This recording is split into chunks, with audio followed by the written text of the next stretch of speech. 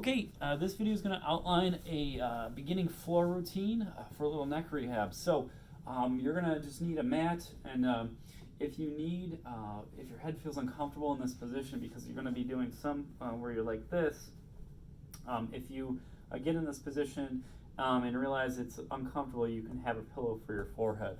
So let's get rolling with some beginning routines here. So we're going to start with some simple isolated extension with the neck. Now, the crux of this is that we want to do this without providing any other movement through our body. So as I'm performing this, I'm going to imagine that I'm looking up and looking at someone's shoes in front of me. Ultimately, if we can get to the point where we're looking up at someone's shins or knees, that's kind of the standpoint.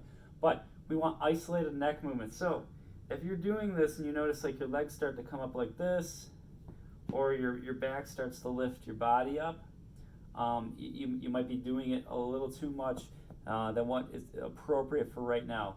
So to start with, I'd like you to do 5-second holds or nice 3-second holds where you're looking forward with that isolated movement and then going back down. We're going to do this in a format where you do 4 repetitions and then take a small break, and then work into 3 repetitions, take a small break, and then work into 2 repetitions and take a small break. So here's the first initial movement. Nice and easy, just looking forward, holding for a brief 3 to 5 seconds with that repetition scheme I talked about. Now, the second movement is going to be the same, but we're also going to provide a little rotation. So we're going to do the same with the hold, but we're also going to look towards one side.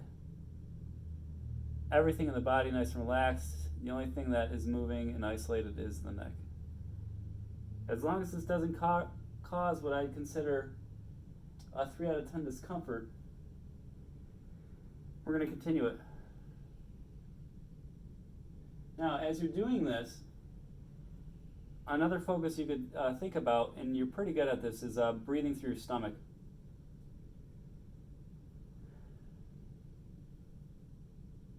So once again, I'm just showing looking to the left, looking to the right, holding for 3 to 5 seconds, and going back down. You're going to do both sides in the 4 repetition, 3 repetition, 2 repetition format. The fourth movement we're going to do, because I guess both sides and then the extension are 3 movements in themselves, we're going to go into a Sphinx position. So we're going to push our elbows into the floor, and you should notice that when I do that, my shoulder blades kind of get some movement and my head goes upright. I'm going to tuck my chin nice and relaxed. I should feel a little tensioning on the back of my neck when I do this. I'm looking straight forward, and then I'm going back down. So I'm going to do this with 5-second to 10-second holds, breathing through my stomach, pushing in through my elbows, looking nice and forward, locked, feeling a little tension on the back of the neck, but it should feel supportive, not exertive. It should feel like you're hitting an invisible wall.